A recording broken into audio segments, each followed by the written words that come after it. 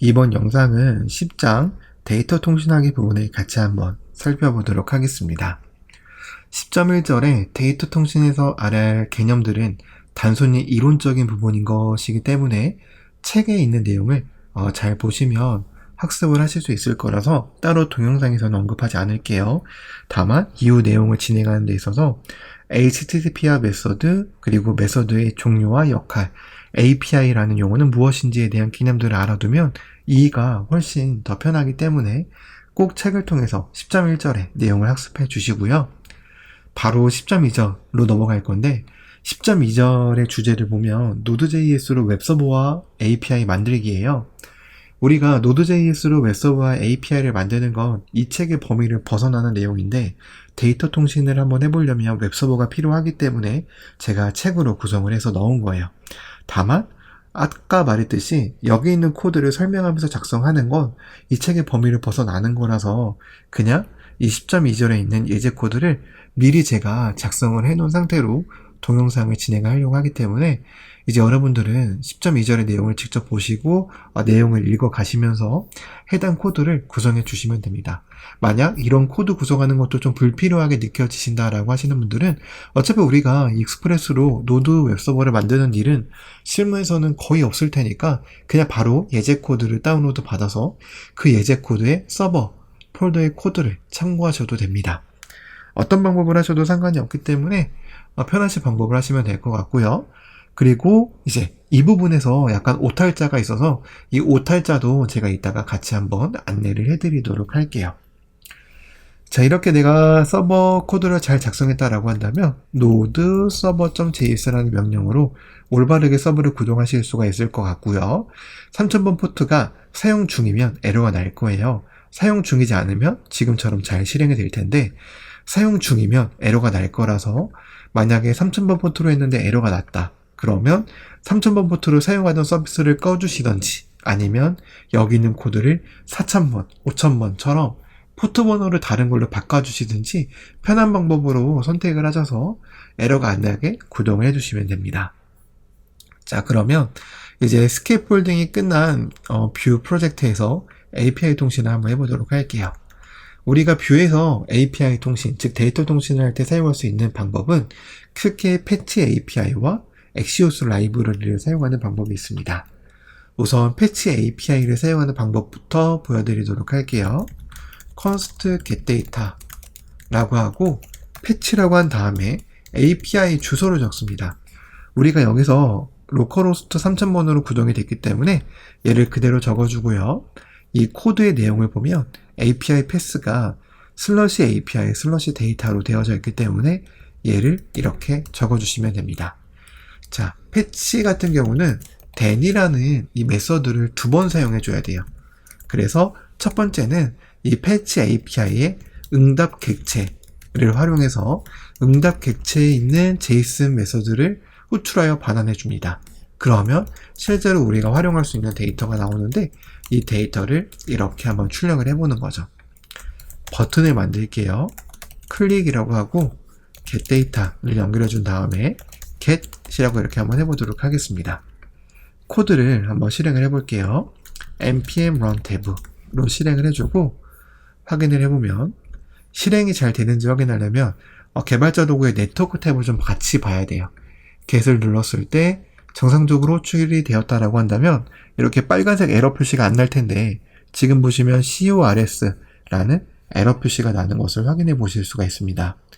이 CORS는 크로스 오리진 리소스 쉐어링 이라는 에러로 웹 애플리케이션에서 다른 도메인에 있는 리소스에 접근하기 위한 보안 메커니즘과 관련된 에러라고 생각하시면 돼요. 쉽게 말하면 API로 호출하려는 곳은 5173번 포트인데 API의 대상이 되는 포트는 3000번 포트이기 때문에 서로 출처가 다르다는 거죠. 출처가 다르면 기본적으로 웹브라우저는 접근을 허용하지 않기 때문에 이런 CORS 에러가 발생을 하게 되는 겁니다. 그러면 이런 CORS를 해결해 줘야 되잖아요. 이 에러를 해결하는 주체는 API 코드에서 해결을 해야 됩니다. 보통 API 코드는 백엔드 개발자가 만들기 때문에 결국 CORS 에러를 해결하는 주체는 백엔드 개발자가 되어야 하고요. 그래서 이제 이 책에서는 서버에서 해결하는 방법과 프론트에서 해결하는 방법 두 개를 전부 다 다루고 있기 때문에 두 가지 방법 다 살펴볼 거긴 하지만 근본적으로는 서버에서 해결이 돼야 된다라는 것을 이제 먼저 말씀드리고 시작을 하도록 할게요. 자, 그러면 책에 나와서 있는 내용들을 보시면 서버에서 해결하는 방법으로는 이런 코드로 추가라고 되어져 있는데 책에서 누락되어져 있는 오탈자가 바로 이 부분입니다. 이 부분의 코드가 누락이 되어져 있어요. 그래서 이 부분의 코드를 꼭 추가를 해주신 다음에 실습을 진행을 해주셔야 될 것 같고요. 자, 이렇게 한 다음에 노드 서버를 재실행해 줍니다. 그리고 나서 다시 한번 get을 호출해보면 이제 COR에서 에러가 나지 않는 걸 볼 수 있죠. 리스폰스를 보면 API 요청에 따른 결과값을 확인해 볼 수가 있는데 현재는 아무런 데이터가 없기 때문에 비어있는 것도 확인해 보실 수가 있습니다. 자, 그럼 데이터를 한번 넣어볼게요. const post data. 요 패치까지는 똑같아요. 패치까지는 똑같은데 붙여넣기 하고 이제 포스트는 두 번째 매개 변수에 옵션 객체를 적어줘야 됩니다. 메소드로 포스트라고 이렇게 적어줘야 돼요. 이 메소드의 포스트는 항상 대문자로 적어야 됩니다. get, put, patch, delete 전부 다 마찬가지고요. 그리고 headers라는 이 옵션을 사용해서 컨텐트 타입을 지정할 건데요. 컨텐트 타입은 application, JSON 이라고 이렇게 지정할 거고 마지막으로 body에 JSON, stringify 라는 이 메서드를 활용해서 데이터를 JSON으로 변환하여 전송을 해줄 겁니다. name은 new data, description은 new data dsc1 이라고 이렇게 적을게요. 이렇게 하게 되면 이제 포스트로 이제 우리가 어떤 데이터를 전송하게 되는 거고요. 우리가 JSON 스트링 파일로 JSON 문자로 변환해서 데이터를 전송하기 때문에 반드시 헤더스가 포함되어져 있어야 됩니다. 여기서 여러분들이 주의하셔야 되는 건 헤더가 아니에요. 헤더스라고 적어주셔야 됩니다. 이 부분을 주의를 해주셔야 되고요. 그러면 한번 포스트도 호출해 볼게요. 포스트 라고 이렇게 호출을 하는 버튼을 만들고요. 한번 호출을 해보도록 하겠습니다. 그러면 정상적으로 잘 호출이 되는 걸 볼 수 있고요. data.json 파일에 들어가 보면 내용도 잘 추가가 되는 걸 볼 수 있습니다. 근데 제가 여기서 이렇게 1번을 붙이게끔 코드를 작성했기 때문에 굳이 여기서 1이라고 적을 필요는 없었네요. 그래서 얘를 이렇게 지어주고 data.json 파일에 그대로 다시 지어준 다음에 다시 한번 포스트를 눌러서 전송을 해주고 내용을 확인해 보도록 하겠습니다. 그러면 이렇게 1이라고 들어가고요. 다시 한번 포스트를 누르면 이렇게 2라고 들어가는 걸 볼 수 있고 실제로 get을 다시 한번 호출해 봤을 때 처음에는 비어 있었는데 이번에는 이렇게 유의미한 응답 결과가 포함되어져서 반응되는 것 또한 확인해 보실 수가 있습니다. 이제 우리가 이런 데이터를 활용하려면 어떻게 하면 될까요? 여기 어떤 데이터, ref, null 이렇게 하고요. data.value는 데이터다 라고 이렇게 해줄 건데 이렇게 하게 되면 여기 있는 이 변수명이 중복이 되어져서 충돌이 나는 걸 볼 수가 있기 때문에 이 보시면 지금 에러는 ref가 없어서고 다시 한번 새로 고침을 해주고 보시면 널도 오타가 있고 다시 한번 또 새로 고침해서 확인해 보면 get이라고 눌렀을 때 이렇게 보시면 어떤 여기다 한번 출력을 해 볼게요. 여기에 JSON by data null 라고 이렇게 출력을 해 보도록 하겠습니다. 그리고 get을 호출하면 이제 아무것도 뜨지가 않죠. 그래서 얘를 이제 정상적으로 좀 확인을 해 보려면 얘를 어떤 result라고 하고요. result를 여기에 넣는 방식으로 코드를 작성을 해 보도록 할게요. 그리고 나서 다시 한번 새로 고침을 하고 get을 누르면 이렇게 정상적으로 들어가는 걸 볼 수 있습니다. 이 부분에 이 코드가 이제 변수가 중복되지만 않으면 이렇게 정상적으로 잘 호출되는 걸 볼 수 있고요. 우리는 이러한 데이터를 가지고 프론트 화면을 구성하는데 활용하면 된다라는 것도 추가적으로 알 수가 있는 거죠. 자, 그러면 이제 다시 한번 해보도록 할게요. 이제 우리가 포스트를 해봤으니까 이제 다른 메서드도 한번 사용을 해보도록 하겠습니다. 풋을 한번 사용해 볼 건데요. 자, 풋 같은 경우는 const put data 이렇게 해주고요. 똑같이 패치를 그대로 사용을 해주면 됩니다. 다만 이 풋은 어떤 데이터를 변경할지 그 변경된 데이터의 번호를 알려줘야 되는데요. 현재 이 id가 1번이 있으니까 이 API 구조를 보면 데이터 전체를 변경할 때는 풋을 사용하는데 이렇게 콜론 id라는 다이나믹 세그먼트를 이렇게 밖에끔 처리를 해놨기 때문에 내가 만약에 1번 데이터를 변경하고 싶다 그럼 이렇게 슬러시 1이라고 해줘야 됩니다. 얘도 풋이라고 해줘야 되고요. 어플리케이션 제이슨이라고 해준 다음에 전체 데이터를 변경할 때는 풋을 쓰는 거니까 업데이트 데이터 DSC라고 이렇게 한 다음에 풋도 한번 호출을 해볼게요. 그러면 풋 그리고 얘도 풋 이렇게 해보고 호출을 해보면 API는 에러 없이 정상적으로 잘 전달됐고요. 실제 변경된 내용을 보시면 1번의 데이터가 이렇게 우리가 풋으로 호출되었을 때 그 데이터로 변경이 되는 것을 확인해 보실 수가 있습니다. 그래서 이런 방식으로 전체 데이터를 변경할 때는 풋을 사용해서 해주면 되고요. 그 다음에 패치를 해볼게요. 패치도 풋이랑 똑같은데 전체 데이터를 변경하느냐 아니면 일부 데이터를 변경하느냐 그러한 차이만 있어요. 그래서 여기를 디스크립션이라고 일부 데이터만 변경을 해보도록 할게요. 자, 그리고 얘도 이렇게 한번 호출을 해보면 되겠죠. 패치라고 한 다음에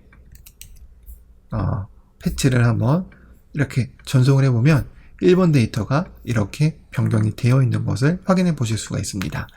이래서 패치도 정상적으로 호출되고요. 자, 그러면 딜리트는 어떻게 하면 될까요? 딜리트도 위에 있는 걸 그대로 복사해서요. 딜리트라고 해주는데 딜리트는 어떤 데이터를 전송해 줄 필요가 없기 때문에 이 부분이 필요가 없어요. 그냥 내가 몇 번 아이디의 데이터를 지울 건지만 명시를 해주면 되고요. 그래서 1번 걸 지울 거기 때문에 2번 걸 지울까요? 마지막 걸 지우겠습니다. 그래서 마지막 걸 지울 거기 때문에 딜리트라고 이렇게 해주면 될 것 같고요. 그러면 현재 2번이 있기 때문에 딜리트를 눌렀을 때 호출 잘 되고 2번도 잘 지워지는 걸 볼 수 있습니다. 그래서 우리는 이런 식으로 get, post, put, patch, delete와 같은 메서드들을 뷰에서 호출할 수 있다는 것을 이제 우리는 잘 기억하시면 될 것 같고요. 이런 API 호출은 이어지는 최종 파이널 프로젝트 11장에서 좀 더 자세히 사용을 해볼 거기 때문에 이런 API 호출은 충분히 연습하실 수가 있을 것 같아요. 자, 그러면 이번에는 이러한 패치 API로 호출했던 코드를 엑시오스에서는 어떻게 할 수 있는지를 한번 살펴보도록 할게요. 그래서 엑시오스 같은 경우는 라이브러리이기 때문에 별도의 패키지를 설치를 해줘야 돼요. npm install axios 라는 이름으로 설치를 해주면 되고요.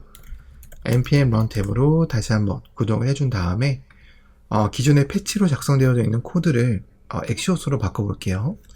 엑시오스는 반드시 import axios from axios라는 코드가 있어야 됩니다. 그래야지 엑시오스 패키지에서 엑시오스라는 객체를 활용할 수 있고요. 자, 그러면 이제 얘를 이용해서 get은 어떻게 바꾸냐? get 같은 경우는 axios.get이라고 이렇게 바꾸면 됩니다. 다만 엑시오스 같은 경우는 기본적으로 이런 JSON 메서드가 호출된 것처럼 응답값을 반환해 주기 때문에 이 한 줄이 필요가 없고요. 이 리절트도 그냥 리절트가 아니라 한번 출력을 해볼까요? 어떤 형태로 들어오는지 이렇게 한번 리절트를 한번 출력을 해보면 되겠죠. 이게 엑시오스로 get 방식 코드를 바꾼 건데 한번 호출을 해보면 이렇게 이러한 결과값이 들어오는 걸 볼 수 있습니다. 엑시오스는 항상 이러한 객체 값으로 결과값이 들어와요. config data, header, request, status text 이런 값이 있는데 실제 우리에게 필요한 건 항상 데이터라는 속성에 포함되어져 있습니다. 그래서 우리가 만약에 여기에다가 넣고 싶다 그러면 data.value는 result.data 이렇게 하게 되면 이 데이터에 잘 들어가게 되는 거겠죠. 한번 실제로 이렇게 한번 출력을 해보면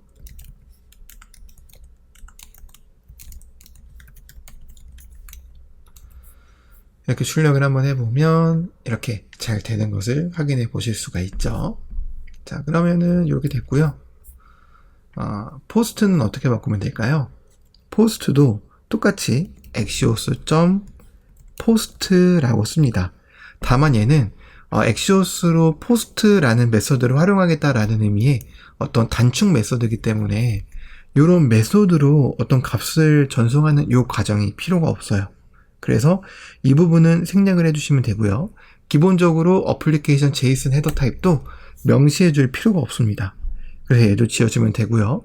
그렇기 때문에 body라는 속성으로 이렇게 JSON string이 파일이라는 메소드를 사용할 필요도 없어요. 그래서 얘도 이렇게 지워주도록 하겠습니다. 자, 그럼 최종적으로 이러한 형태가 되게 될 텐데요.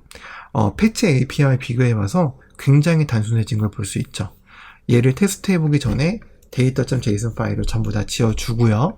한번 테스트를 해볼게요. 내용도 한번 바꿔볼까요? new axios 이렇게 바꿔볼게요.